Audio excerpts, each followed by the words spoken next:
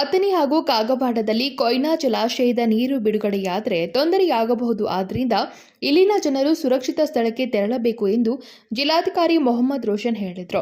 ಬುಧವಾರ ಗೋಕಾಕ್ ತಾಲೂಕಿನ ಲೋಸೂರು ಸೇತುವೆ ಪರಿಶೀಲನೆ ಮಾಡಿದ ಬಳಿಕ ಸುದ್ದಿಗಾರರೊಂದಿಗೆ ಮಾತನಾಡಿದ ಅವರು, ಹಿಡಕಲ್ ಜಲಾಶಯದಿಂದ 36 ಕ್ಯೂಸೆಕ್ ನೀರು ಬಿಡಲಾಗುತ್ತಿದೆ.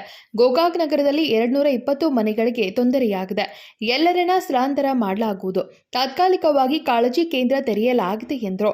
ಸೇತುವೆ ದುರಸ್ತಿಗೆ ಕಂದಾಯ ಇಲಾಖೆಗೆ 11 ಕೋಟಿ ರೂಪಾಯಿ ಕೇಳಿದ್ದೇವೆ.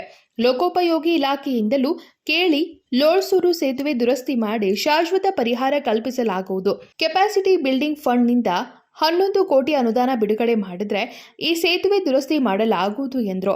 ಹಿಂದಿನ ವರ್ಷ ಇದೇ ರೀತಿ ಎಲ್ಲೆಲ್ಲಿ ಪ್ರಾಬ್ಲಮ್ಯಾಟಿಕ್ ಸಿಚುವೇಶನ್ಸ್ ಇದಾವೆ ಅದರದ್ದು ಒಂದು ಪಟ್ಟಿ ರೆಡಿ ಮಾಡಿ ನಾವು ರೆವೆನ್ಯೂ ಡಿಪಾರ್ಟ್ಮೆಂಟ್ ಡಿಸಾಸ್ಟರ್ ಮ್ಯಾನೇಜ್ಮೆಂಟ್ ಸೆಲ್ಗೆ ನಾವು ಮುಟ್ಟಿಸಿದೀವಿ.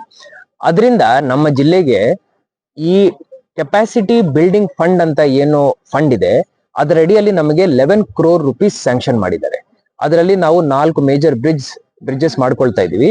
ಈ ವರ್ಷ ಲೋಳ್ಸೂರ್ ಬ್ರಿಡ್ಜ್ ಆ ಫಂಡ್ ಅಲ್ಲಿನೂ ನಾವು ಕೇಳ್ತೀವಿ, ಹಾಗೂ ನಮ್ಮ PWD ಮಿನಿಸ್ಟರ್ ಸಾಹೇಬ್ರ ಜೊತೆ ಮಾತಾಡ್ಕೊಂಡು PWD ಫಂಡ್ ಇಂದನೂ ಕೇಳ್ತೀವಿ.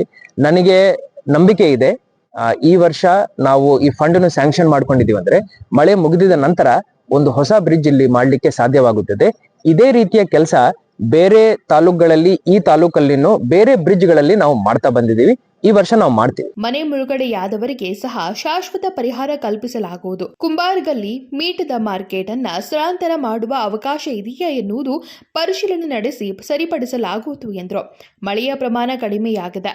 ಪ್ರತಿಯೊಂದು ಡ್ಯಾಂ ಜಲಾಶಯ ತುಂಬಿದ್ದಾವೆ. ಆಲ್ಮಟ್ಟಿಯಿಂದ 2.5 ಲಕ್ಷ ಕ್ಯೂಸೆಕ್ ನೀರು ಸಂಗ್ರಹವಾಗಿದೆ ಎಂದರು.